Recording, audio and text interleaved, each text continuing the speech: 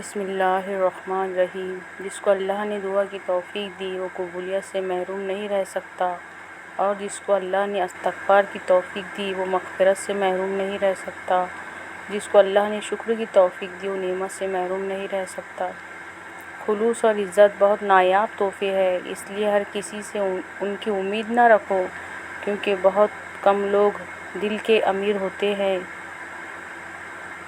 دوبارہ گرم کی جائے چائے اور بار بار کیے گئے سمجھوتے دونوں میں پہلے جیسی مٹھاس اور ذائقہ کبھی نہیں رہتا۔ کردار میں تھوڑی سختی بھی رکھیں، کیونکہ جس تار میں کرنٹ نہیں ہوتا لوگ اسے منہ سے چھیل دیتے ہیں۔ کسی کو پانے کے لیے ہماری تمام خوبیاں بھی کم پڑ جاتی ہے، اور کھونے کے لیے ایک غلط فہمی ہی کافی ہے۔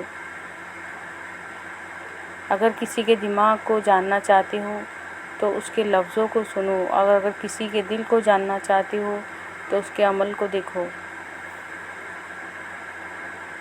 جہاں بھی رہو مخلص ہو کر رہو، کیونکہ آپ نے اللہ کو بھی جواب دینا ہے۔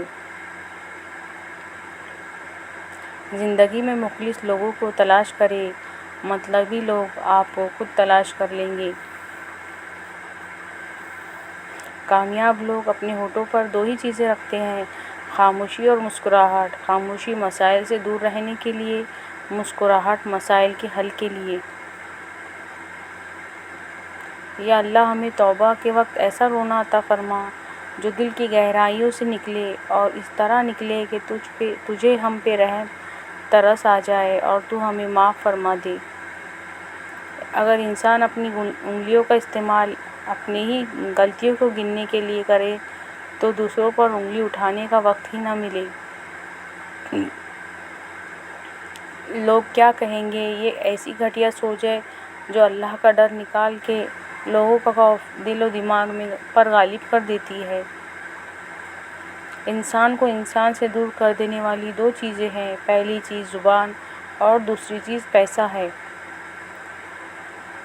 اگر عبادت نہیں کر سکتے تو گناہ بھی نہ کرو۔ جن لوگوں کی تنہائیاں پاک ہوتی ہے ان لوگوں کی دعائیں کبھی رد نہیں ہوتی۔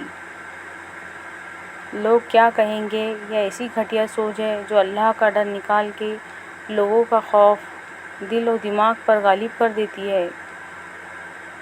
اللہ کی محبت ایک سمندر کی طرح ہے، آپ اس کا آغاز تو دیکھ سکتے ہیں لیکن اختتام نہیں۔ وہ انسان کبھی زندگی میں ہار ہی نہیں سکتا جس کی امید اللہ سے ہو۔ جس زبان سے جھوٹ نکلنا بند ہو جائے اس زبان سے نکلی ہوئی دعا رد نہیں ہوتی۔ توبہ پوری کائنات میں کوئی کسی کا اتنا انتظار نہیں کرتا جتنا رب کریم اپنے بندے کی توبہ کا کرتا ہے۔ خاموش رہنا اور برداشت کرنا اور درگزر کرنا سیکھنا دنیا کا سب سے بڑا ہنر ہے جو سبھی نہیں سیکھ سکتے۔ خود کا مقابلہ کسی سے نہ کرو، تم جیسے ہو بہترین ہو۔ خدا کی راہ میں کوشش کرو اور کبھی پیچھے نہ ہٹو، کیونکہ خدا نے تم سے کوشش مانگی ہے، نتیجہ نہیں۔